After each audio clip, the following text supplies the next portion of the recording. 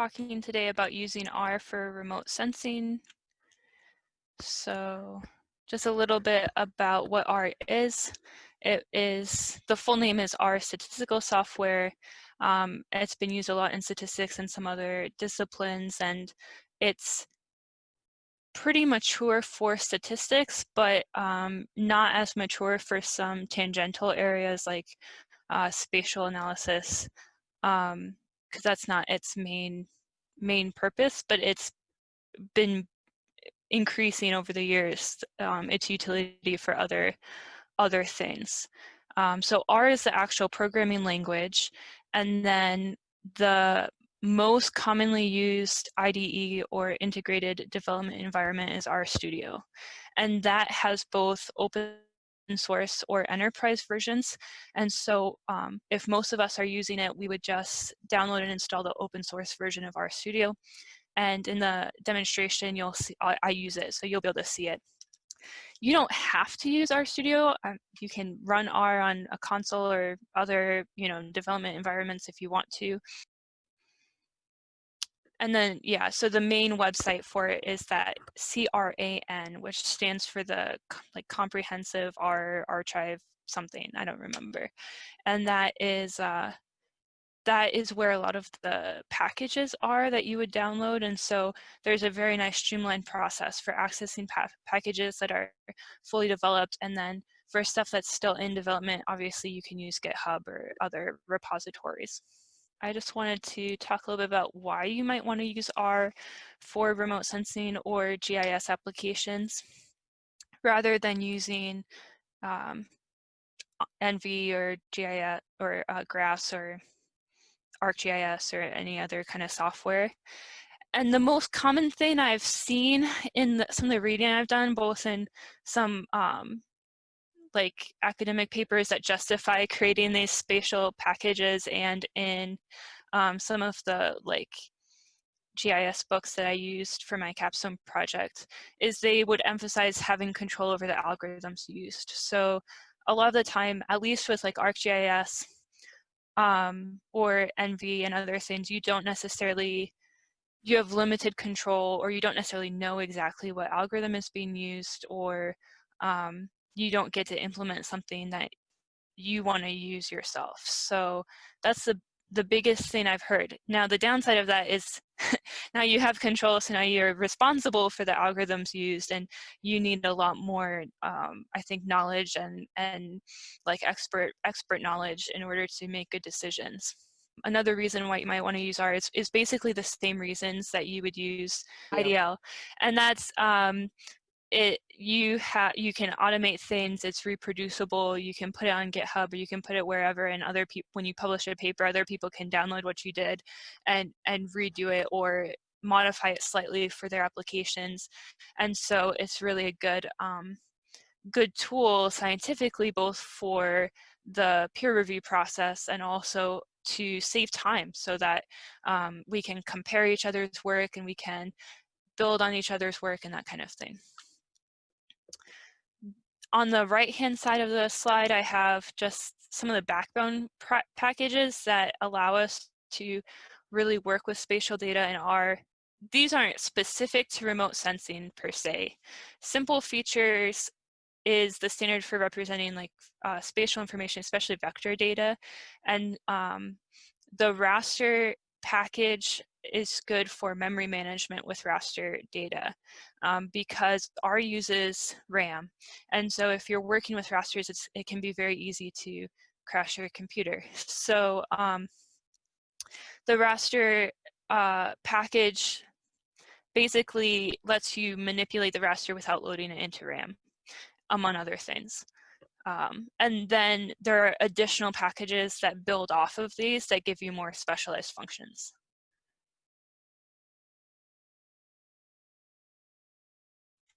So here I'm in the RStudio IDE.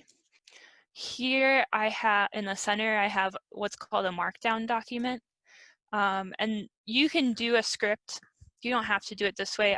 I'm doing it this way because it's nice for this kind of tutorial presentation, but it's not required.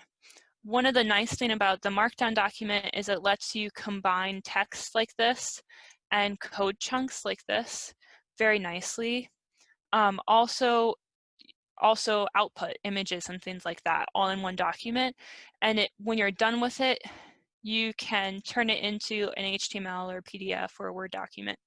And so there are people that will like write books using this Markdown document. There's a Markdown like markup language. They say it's basically that lets you do formatting really nicely, and you can have all your citations very nicely formatted. You can really integrate your images and your plots and everything all together in a very nice way.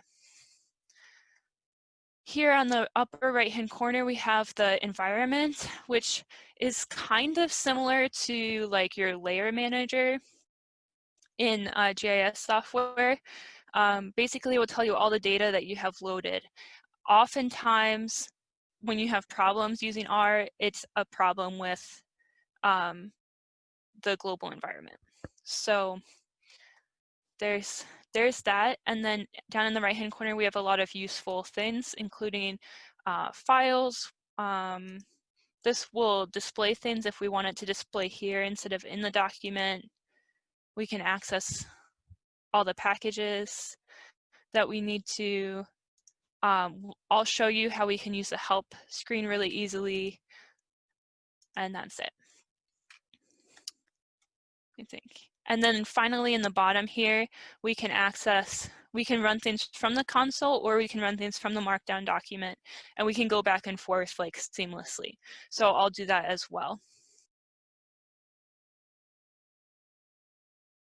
The way this is going to go is I kind of have 3 demonstrations. The first 2 are based off of the first one is based off a tutorial from rspatial.org that goes over like using the raster package for basic things and they provide data. And then the second one will be using a different package called RStoolbox that has more functionality specifically for remote sensing data. So like it has like atmospheric correction, topographic correction, and some other things like that. So we'll look into demonstrating some of those tools. And then lastly, I'll apply all of those tools to some Landsat data around Lake Erie that I downloaded. And again, this is just like we're just doing like the basic functionality today.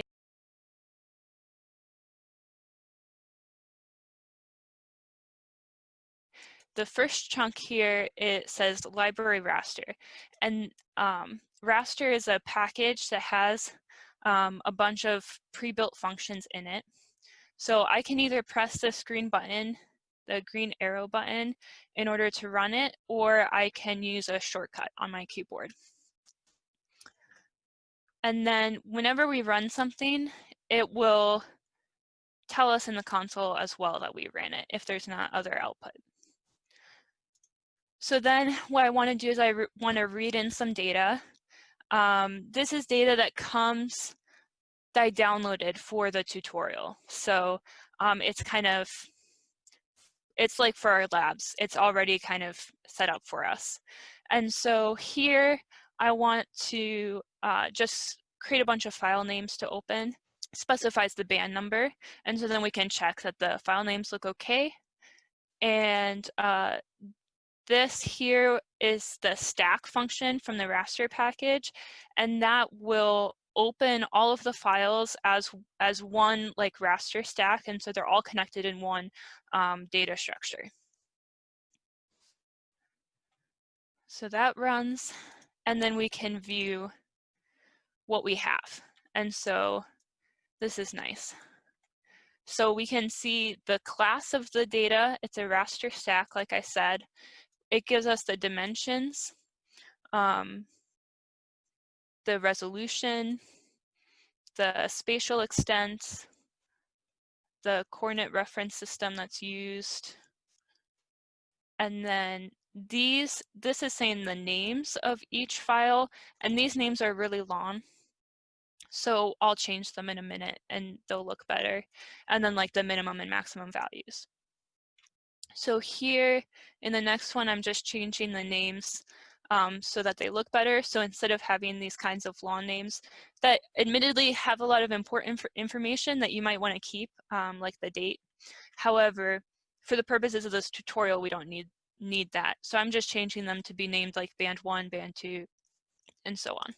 I could change them to be named, we could change them to be named anything. Like you can name them after your kids if you want. I just figured it'd be logical. So now you can see that the names are band 1, band 2, and so on. Makes it easy to access.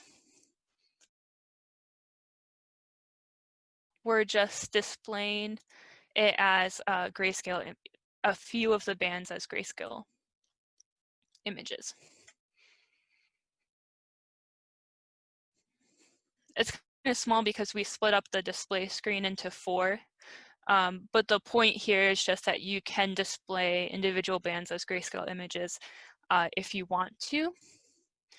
And then we can choose whether or not we want the titles, what the titles should be, what the axes, whether or not the axes are displayed. You can totally customize these displays if you want to.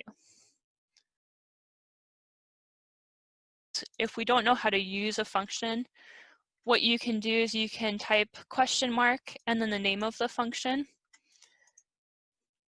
And if you run that, then down in the right-hand corner in the help window, we get information about it. So one of the key differences between using something like R versus like Envy is instead of having the window with, for each function with the parameters like as a GUI interface, we have to list them inside of the parentheses, inside of the function.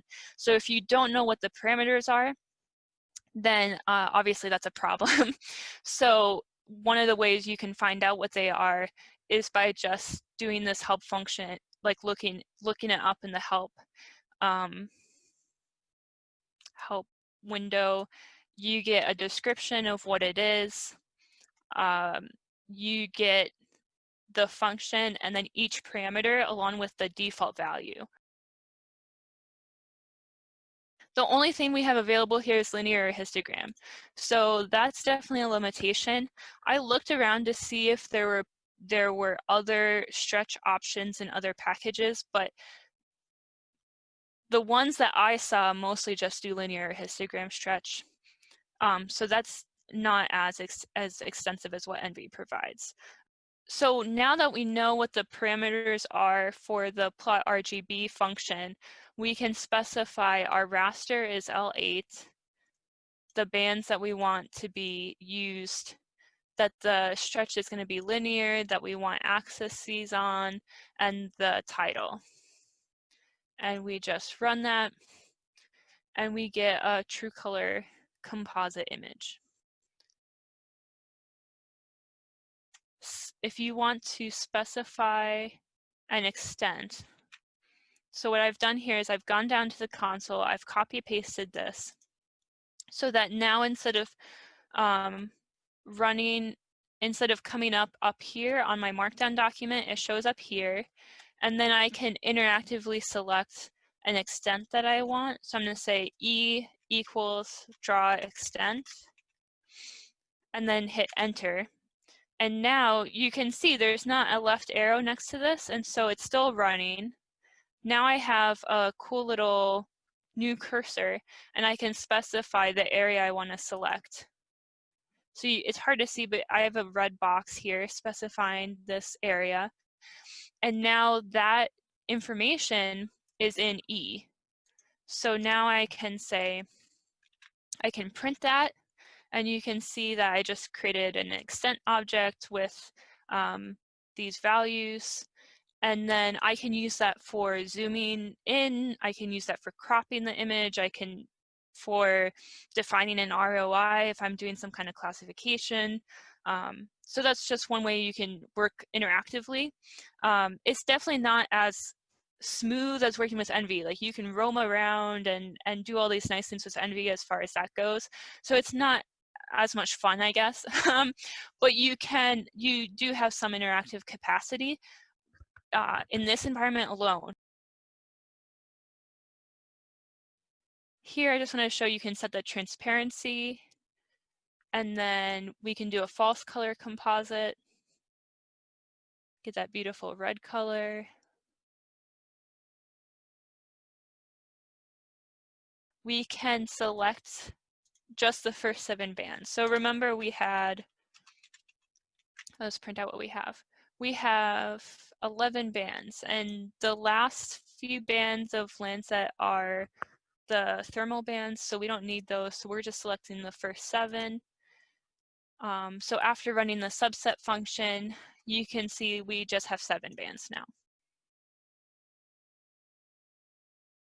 And then we got the extent already, the E function. So then I'm just cropping this.